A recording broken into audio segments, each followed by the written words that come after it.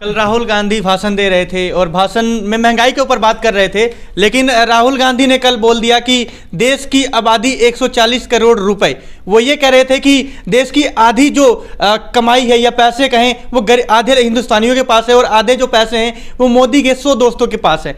उसको भाजपा वाले अब तोड़ मरोड़ कर वायरल कर रहे हैं, दिखाने की कोशिश कर रहे हैं कि ये पप्पू हैं।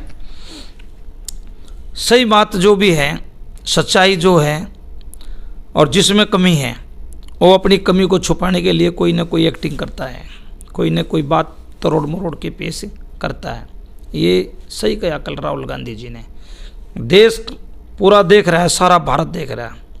140 करोड़ की आबादी इस देश की देख रही है। कुछ आदमियों को, कुछ कंपनियों को ही तो फायदा हुआ है, गरीब आदमी को तो कोई फायदा नहीं हुआ है, वो ठीक है। लेकिन जिनको फायदा हो रहा है, उनके जहाँ कहीं भी समर्थक बैठे हैं, उनको जहाँ कहीं भी फायदा, उनके द्वारा फायदा जहाँ तक भी जा रहे हैं, वो सब इन बातों को तोड़ मरोड़ को ही तो पेश करेंगे। एक अच्छी योग्यता भी यूँ बता दें गरीब के लिए क्या लेकर आए हैं। सत्ता पक्ष ये कह रही है कि 50 से 60 साल तक कांग्रेस सत्ता में रही, तब ये लोग भारत को क्यों नहीं जोड़ पाए, अब भारत जोड़ने की क्या जरूरत पड़ी। अब ये लोग भारत नहीं जोड़ रहे हैं, अपनी शक्ति प्रदर्शन दिखा रहे हैं। ये बुखड़ा के हिस्से भाजपा वाले जो है ना, राहुल गांधी की इस लोकप्रियता को देख के, बढ़ते हुए जन सैलाब को देख के, इतनी बड़ी बड़ी रैलियाँ स्टेट में होती हैं, सड़कों पर देख लो आप, हर जगह घरों पर देख लो, छतों पर देख लो, चौराहे पर देख लो, कहीं नुक्कड़ सभाएं हैं, कहीं किसी प्रकार का स्वागत है, किसी प्रकार का स्वागत है। और इतने कई कई किलोमीटर लोग राहुल गांधी जी के साथ पैदल जो यात्रा कर रहे हैं, भारत जोड़ो यात्रा, इसको देख के भाजपा सरकार बौखला गई है। इन्होंने अपने 2-4 बातें कही थी, जैसे मैंने बताया 15 लाख रुपए देंगे, क्या दिए। इन्होंने कहा था 2 करोड़ रोजगार युवाओं को, बेरोजगार युवाओं को रोजगार देंगे, क्या दिया। मोदी जी ने कहा था हर घर के, मतलब हर परिवार के ऊपर छत होगी, सिर के ऊपर छत होगी, यानी कि सरकारी मकान बना कर देंगे। वो इनकी घोषणा थी, क्या इन्होंने किया? नहीं किया। ये अपनी सभी बातों से पीछे हट गए। और मैं ये बताता हूँ, आप राहुल गांधी जी की सोच देखो। जब किसान 3 कृषि कानून जो थे उनके खिलाफ आंदोलन कर रहे थे, राहुल गांधी जी ने पहले ही कहा था कि देश के प्रधानमंत्री को लास्ट में झुकना पड़ेगा, ये काले कानून वापस लेने पड़ेंगे।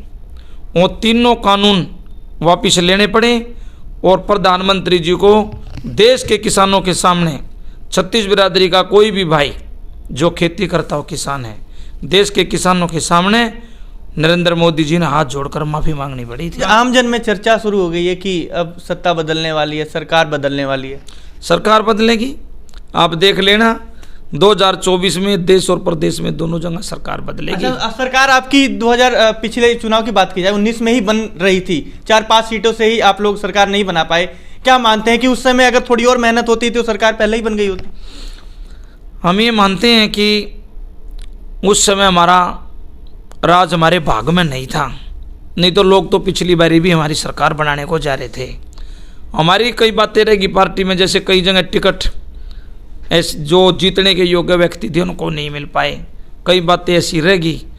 और ये आने वाले समय में बन जाएगा काम। हरियाणा के अंदर आप देख लेना, चौधरी भूपेंद्र सिंह हुड्डा जी हरियाणा के मुख्यमंत्री होंगे।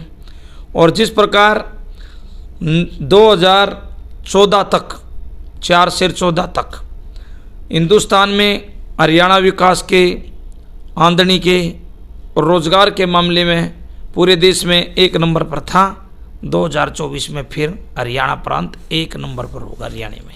पूर्व मुख्यमंत्री भूपेंद्र सिंह हुड्डा के साथ बलवीर वाल्मीकि के जो रिश्ते बहुत मजबूत माने जाते हैं, अक्सर उनके साथ इनको देखा जाता है। ये बताइए, ये प्यार प्रेम कब से उनका आपके साथ है? हम पार्टी के वर्कर हैं शुरू से, मेरे बाप दादा पार्टी के वर्कर रहे हैं, कांग्रेस पार्टी के। चौधरी भूपेंद्र सिंह हुड्डा जी और चौधरी भूपेंद्र सिंह हुड्डा का परिवार भी कांग्रेस का वर्क कर रही हैं। हरियाणा में हलचल शुरू हो गई है, क्योंकि काफ़ी समय देखा जा रहा था कि जो विपक्ष है वो अपनी भूमिका नहीं निभा रही थी, लेकिन जैसे ही इसका आगमन भारत जोड़ो यात्रा का हरियाणा में हुआ, हलचल तेज हो गई है कि अब सियासत बदलने वाली है।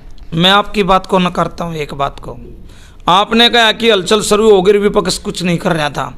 विपक्ष जब विपक्ष है ना, विपक्ष, मैं विपक्ष में एमएलए हूँ, हरियाणा की विधानसभा का सदस्य हूँ, आपने पता है। विपक्ष हर बार बेरोजगारी का मुद्दा वहाँ उठाया, ये इतने घोटाले हुए, शराब घोटाला होया, धान घोटाला होया, सबके खिलाफ आवाज़ उठाई। अतिथि अध्यापकों के खिलाफ तबादले ये जो हुए, ऑनलाइन जो चॉइस उन्होंने स्टेशन भरवाए थे, उनके खिलाफ हम बोले। चिकित्सक महासंघ था, उन्होंने अपना मनोहर लाल खट्टर जी ने इनसे 2017 में एक समझौता किया था जब ये हड़ताल पर थे कि आपके जो मुकदमे वापस लिए जाएंगे और जो भी कस्बों में गांवों में डॉक्टर हैं उनकी ट्रेनिंग करी जाएगी। मुख्यमंत्री जी अपनी बात से मुड़ गए। किसान भाव के लिए, गन्ने के भाव के लिए धरने पर बैठे थे, वो भी नहीं किया। कि हर जगह, कौन सी जगह ऐसी है जब भाजपा ने अपना अत्याचार लोगों पर करना शुरू किया तो विपक्ष ने उसका वहाँ जवाब नहीं मांगे। यात्रा बहुत ही ज़्यादा सफल हुई, जो उम्मीदें थी उससे कहीं ज़्यादा खरी उतरी उम्मीदों पर ये यात्रा थी। अंत में जो जनता है उसको क्या कहेंगे?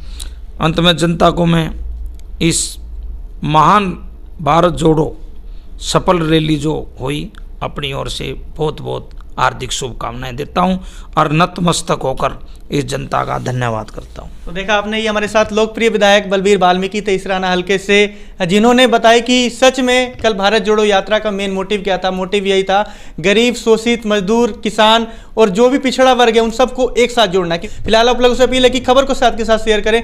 वीडियो जर्नलिस्ट आशु पांचाल के साथ मैं पवन शुक्ला, हरियाणा रिपब्लिक।